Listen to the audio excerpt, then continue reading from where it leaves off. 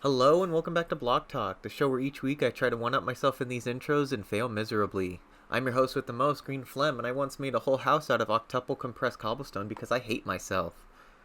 My next guest is someone you all should know about. He's frequently accused of being an AI, and frankly, I can't help but agree. Please give a warm robo-welcome to the stage, McJty.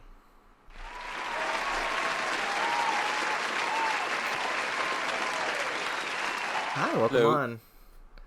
Hey, I'm just gonna say it off the bat. If we sound like we've talked before, it's because we have.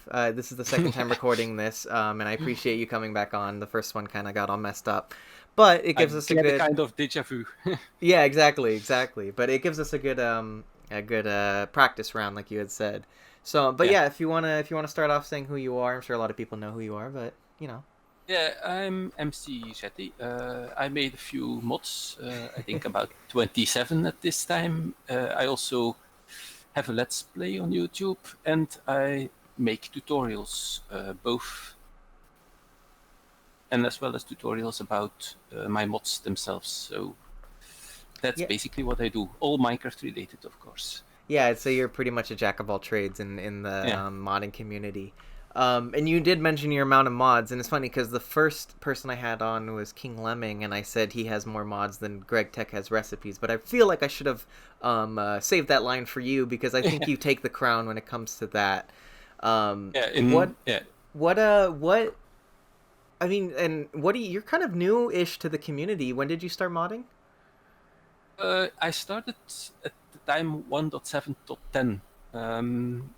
So before that, I actually even didn't knew Minecraft, Mm-hmm. except yeah, I saw it of course, but it was I discovered it by accident, and I started playing in 1.6, Okay. but briefly, just vanilla by then. And it was around that time that I also found out there were mods, and in the beginning it was all very mysterious for me. All these things adding new features. It was later that I discovered that these mods were actually written in Java, and that sparked my interest. I said, hey, I can do Java. I work as a professional Java developer. Maybe I should investigate how this is done. And in 1.7.10, I started making RF tools, and that's how it all started. So yeah, so you mentioned that you're a programmer by trade, and think it's really cool that you're a Java programmer by trade. So that obviously gave you a pretty big leg up. Yeah, Yeah, and that kind of like demystifies a lot of that because like I mean, from my point of view, because when I run the modded Minecraft subreddit, whenever you burst onto the scene, for lack of a better word, it was just like, well, this guy comes out of nowhere. Like you're some sort of like. I mean, there's always the joke that you're an AI, right? Like it seems yeah, like it's just indeed. like Yeah. you're like it's like 10 guys that own this one account, and that's what it feels like. It's like you're actually a team of people, but that explains a lot. So you're pretty quick in your programming, yeah. Yeah. It's I got. I'm a bit older than average. Mm-hmm. Uh, I'm almost 50 now, so and years and years of program experience, and well, that helps. At some point, you don't have to really think about doing the basic programming things anymore. Mm-hmm. Those come all naturally. When I start making a mod or I work on a mod, it's it's almost like you speak your native language. You don't have to think about it. You just do it. That is so cool. People, yeah, for many people who are relatively new to coding, but the program aspect as well as making the mod, and that makes it more complicated. Yeah, they're Also get learning more as they're going, experience. right? So Yeah, like, yeah, yeah. indeed. Yeah, and I passed the learning as I'm going, except for I had to learn how to do Minecraft coding. That's at this point I'm also getting pretty experienced in that as well. So Yeah. So, I mean, I didn't realize. I mean, even in the first time we did this around, I didn't realize that. I know you're a little older, but I didn't realize that you were. You said you're almost 50. yeah, yeah. So, what sort of gravitated you to Minecraft? Did you? I know you have kids, right? So, Yeah. did they get you into it, or did you get them into it? How did that work?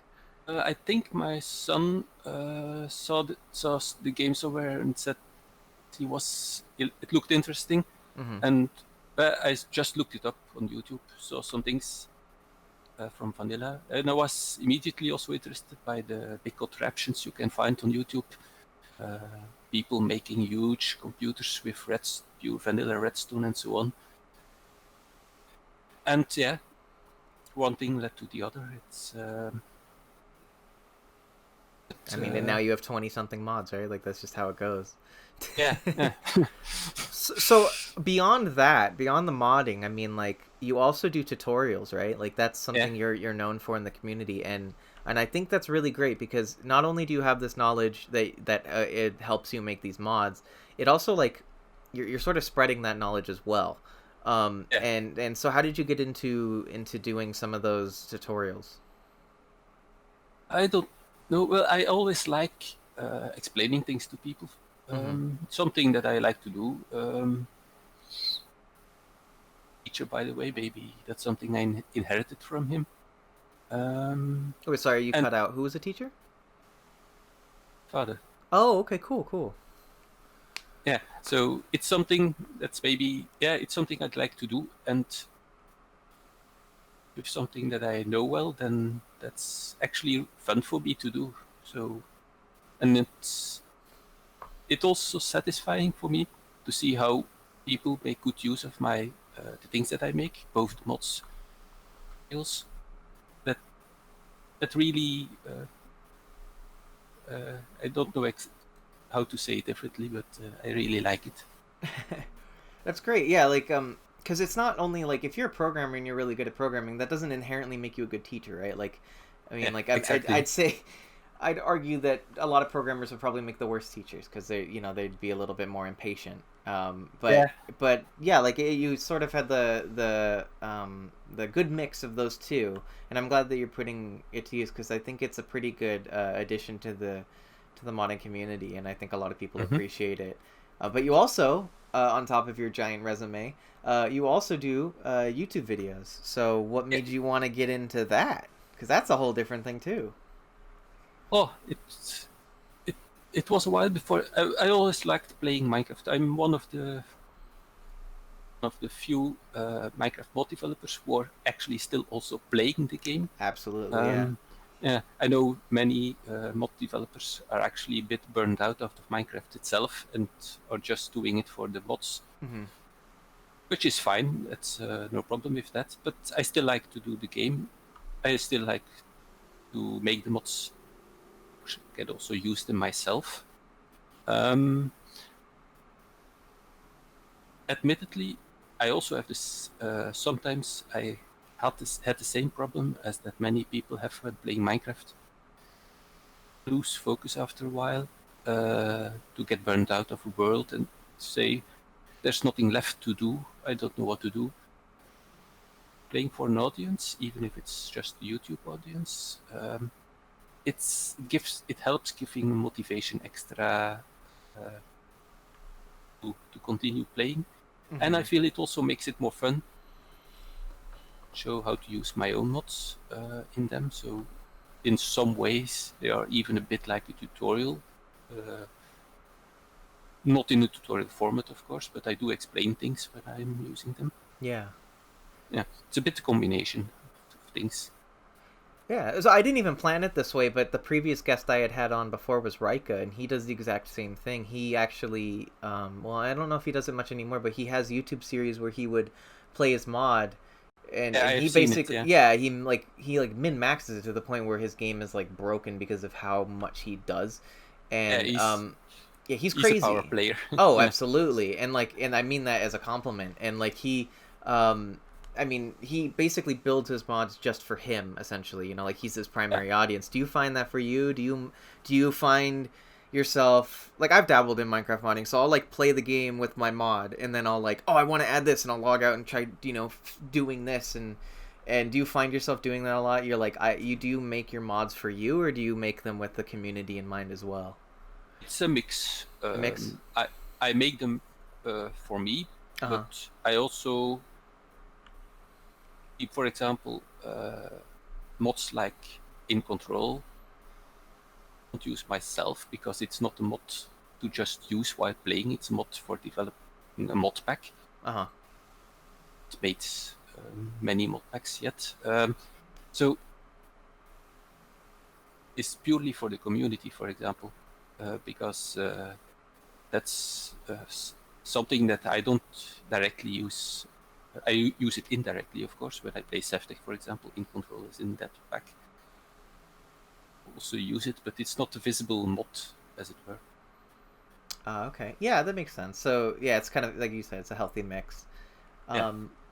So I mean, on top of the fact that you have so many mods, that comes with some like downside when it comes to updating, right? And that sort of brings Yeah. up that we're in sort of a transition. Well, not transition, but we will be soon. You know, Minecraft 1.14 just came out. Not to date this episode, but that's Yeah. it just came out a couple days ago. So what we're in that period where people are trying to put their feet in the sand, draw a line, saying we need to stick to this one version, and you just made a post recently about that. Do you think that's an issue in the modding community, that we need to sort of get rid of that mindset? Or in one way, I can understand the feeling from why don't we stick to keep modding on that version? But I feel like you miss out a lot of things. The vanilla game seemed to ignore the feature set of vanilla game-wise, and I feel Mojang does add some nice things. I really like enhancements in 1.13 and the villager enhancements in 1.13, for example. You could do those things with mods too, but to do that, I think, why not let the base game make a rich experience? Let's us add to that. That's the gameplay side of the question. For example, between 1.7 and 1.10 and later, it's more fun to make mods for 1.10 than compared to 1.7, because a lot of things got improved in the vanilla codebase. Is still going on. 1.13 improvements like the flattening, where you have no limits on blocks and items, for example. Modders, it helps us too, and I don't see why we shouldn't take benefit from that. Mm-hmm. And that kind of thing from mods like just enough IDs and not enough IDs, I think, that also make the block space, but it works, but it's a bit more hacky. There are some risks involved when adding mods, for example. People have reported garbled worlds when that happens by now. But I think it's better that such features are built into the base game. They are very low level. That makes it easy for us modders to work on top of that. Yeah, I can definitely see that. And I mean, we had the same issue whenever 1.7 to 1. I mean, it took all the way to 12, right, for it to start, fleshing out. So I think it's just, we go through it every time, and it's just gonna have to be a growing pain sort of thing. Nobody's forcing you to get out of it. No, I also have no problems with people staying with the older versions. That's okay. Mm-hmm. But people shouldn't expect us to stay on one version. I'm not going to stay on one version. I want to move on. Going to maintain the 1.12 version of my mods for it as long as it is needed, as that version stays popular. I will not limit myself to 1.12. I want to go on as well. Also, for me personally, improving and rewriting parts of my mods, and I will take the opportunity to do so when I start porting. So I will clean up my mods considerably, also modularize it. So it's like a reset. It's like a reset point for you.